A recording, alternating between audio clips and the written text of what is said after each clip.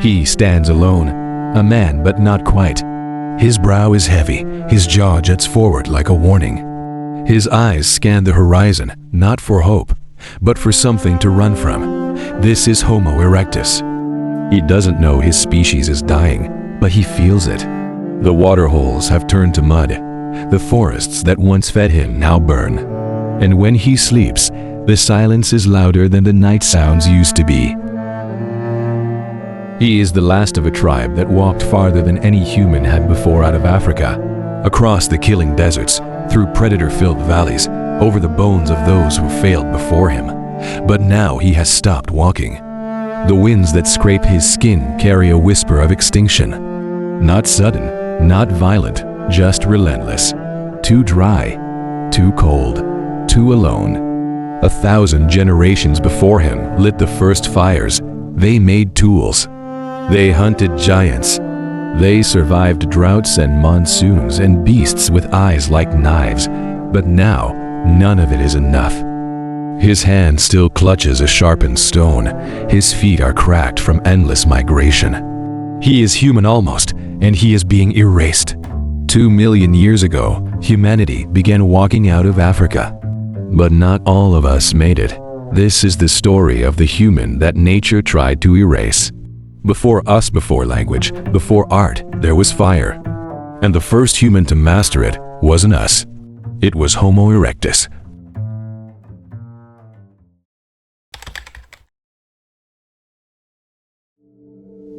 "2 million years ago, they emerged from the shadows of Australopithecus in what is now East Africa. Tall, lean, with limbs made for distance, they were not built to hide in forests. They were built to chase the horizon. While earlier hominins scavenged or climbed to escape predators, Homo erectus evolved to face the kill. They could run farther without overheating, thanks to sweat glands and smaller guts. Their hands were precise, their tools sharper, and in their skulls an engine of potential. The brain of Homo erectus was 50% larger than its ancestors. Fire didn't just warm them, it rewired them. Where there was flame, there was safety. Where there was cooked meat, there was energy. And with fire, they could go anywhere, and they did. From the Rift Valley, they spread like wildfire, north into Egypt, then the Levant, east into India, Southeast Asia, even reaching the windswept islands of Indonesia. Their bones have been found alongside ancient elephants, saber-tooths, and crocodiles that ruled a world more brutal than ours. They made it to places no early human had touched. And yet, everywhere they went, something went wrong. Fossils in Java show signs of repeated die-offs. In Georgia, at Manisi, their bones are scattered, elderly and young, some without teeth, others with skulls smashed in. In China, they vanish from the record just as glacial pulses return. It was not one extinction. It was a slow erasure, local disappearances. Populations snuffed out by drought, ice, or competition. Homo erectus was the first to leave home, but the world they entered was cruel. And perhaps it never wanted them there. The march of Homo erectus was long, but it was not triumphant. They didn't conquer the world. They ran from it. The further they spread, the more the earth turned against them. Rainforests shrank into brittle savannas. Volcanoes blackened the skies. And the Pleistocene Ice Age began to bare its teeth. They had no maps, no nations, no gods, just fire, stone, and each other. And it wasn't enough. The climate betrayal around 1 million years ago, the world changed again. Not gradually, but violently. Glaciers surged south, locking oceans in frozen tombs. Sea levels dropped, isolating islands and choking off migrations. What had been lush corridors turned to bone-dry plains. Food vanished. Rivers stopped flowing. In places like Zhaokudi, China, caves that once held thriving erectus groups now contain only ash and broken skulls. They burned their fires deep underground, hiding from something. What? The predator's shadow. They were not alone. In Java, Homo erectus shared its world with Meganterion, a saber-tooth with scissor blade fangs. In Asia, there was Gigantopithecus, a towering ape twice the size of a man. And across their entire range, crocodiles the length of cars waded in rivers. But the most terrifying killer may have been other humans. By 500,000 years ago, new hominins were rising. Homo heidelbergensis, bigger brains, better tools, and eventually, Homo sapiens. We don't know if Homo erectus ever saw us coming, but we know they vanished wherever we arrived. Was it war? Competition? Disease? Or did the Earth simply decide who would survive? The isolation trap on the islands of Indonesia, Homo erectus became stranded. Ocean levels rose, then fell, then rose again. Population split, fragmented, dwindled. On Java, the final Homo erectus clung to life. For hundreds of thousands of years after their cousins in Africa had evolved beyond them, the Javanese erectus remained unchanged, trapped in evolutionary stillness. They stopped advancing. Their tools froze in time. And eventually, so did they. The youngest known Homo erectus fossil dates to around 117,000 years ago. Just as Homo sapiens began their own journey out of Africa, they almost overlapped. One species rising, the other forgotten. They are gone. But maybe not entirely.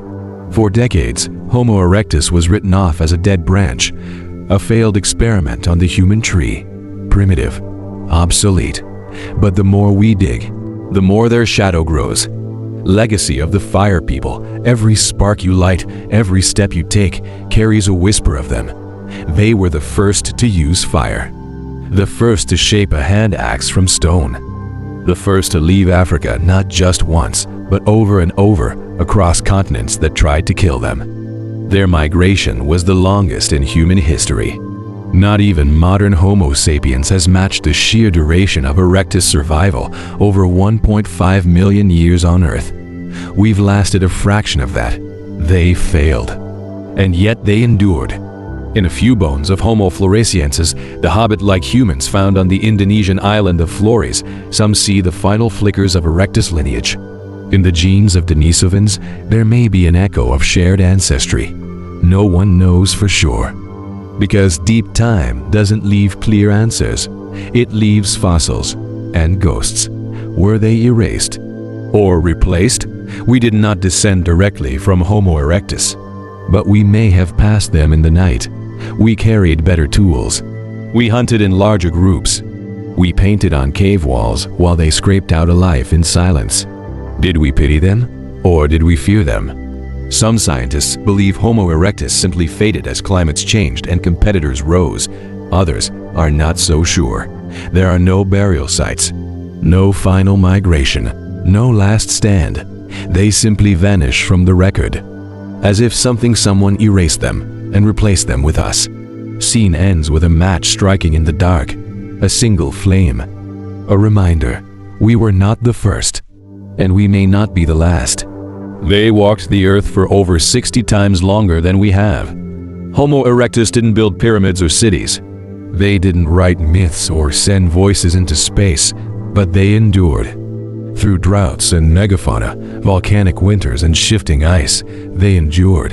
Until they didn't. And that should haunt us. Because if nature can erase them, a species that lasted nearly 2 million years, what makes us think we're immune? We like to think intelligence guarantees survival, but they had fire, tools, language maybe. They were the first spark of what we now call human, but evolution doesn't care about beginnings. It only rewards what survives the end. What did they feel in their final days? Did they understand they were vanishing? Did the last Homo erectus in Java know that no help would come? That they were not the future, only a footnote? Or were they just living day by day under a sun that no longer warmed? If they were erased, how long until we are? Climate is shifting again. Habitats are vanishing. Predators wear suits and harvest data, not fangs. But the danger is the same. We are pushing outward. Always outward. Into new technologies, new planets, new frontiers. Just like they did. And just like them, we may find the edge. The Earth has wiped out 99% of all species that ever lived. It doesn't keep what doesn't adapt. And it doesn't mourn what it deletes.